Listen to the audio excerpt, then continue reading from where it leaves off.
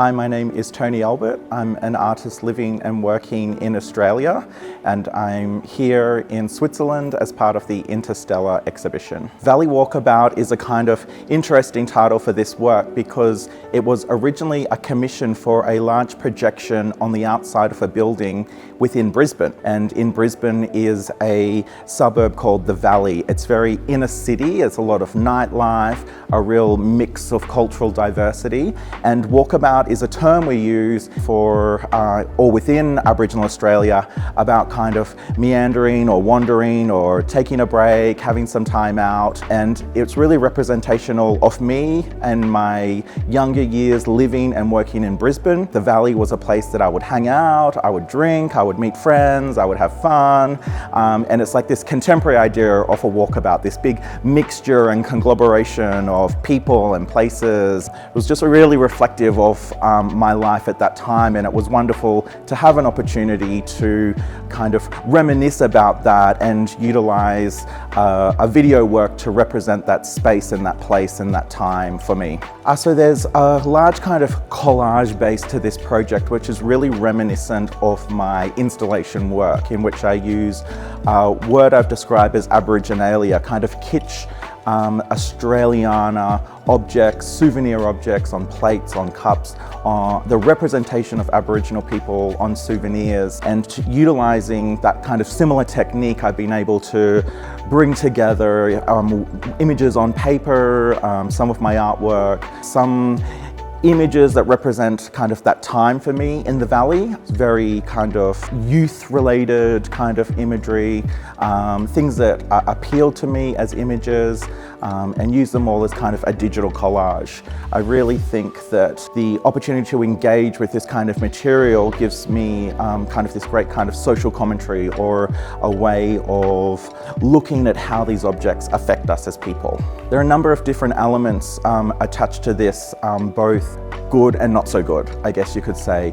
The reference to Vote 1 is very interesting in this year, given the referendum that was just held in Australia for a voice. The images within this artwork are actually attached to the 1967 referendum for Indigenous people to be included within Australia as people. So there's quite an interesting tangent between the past and the present. The referendum for the voice actually wasn't happened or known of when I was doing this work, so it's just one of those kind of interesting crossovers or connections that happen throughout time. And references to things, I mean, that's tiny nuances that might not be understood, but the alien, you know, that idea of something foreign or lost, E.T. trying to search for his way home or get back to his family.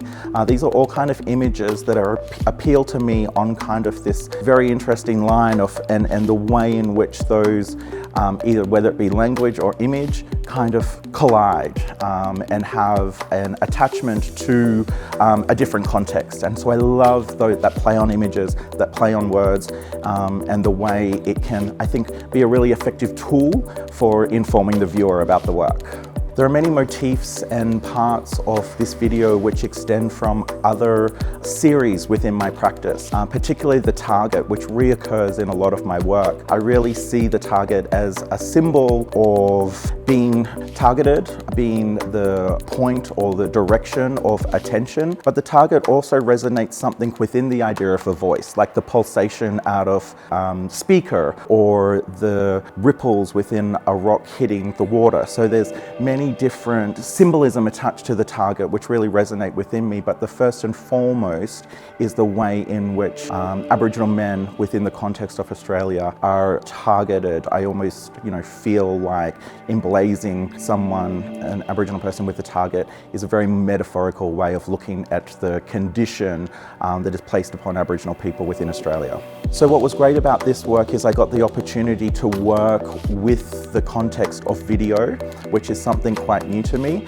It was actually the premise of the commission that it was a very large-scale projection on the side of the building, which gives me a chance to do something new, to explore avenues within the collection, paper and the images emblazed within this work are probably not the usual things I would use within a bigger installation. They kind of are a little more hearty or object-based. So a lot of the paper that's attached to my collection of Aboriginalia doesn't get used a lot unless I'm doing some kind of collages or smaller, more intimate work. So it was really amazing for me to be able to utilize this technology to use in my work, and I do hope I get more opportunities to work with video in the future, because I do feel it's a great way of communicating the kind of messages that I want within my work.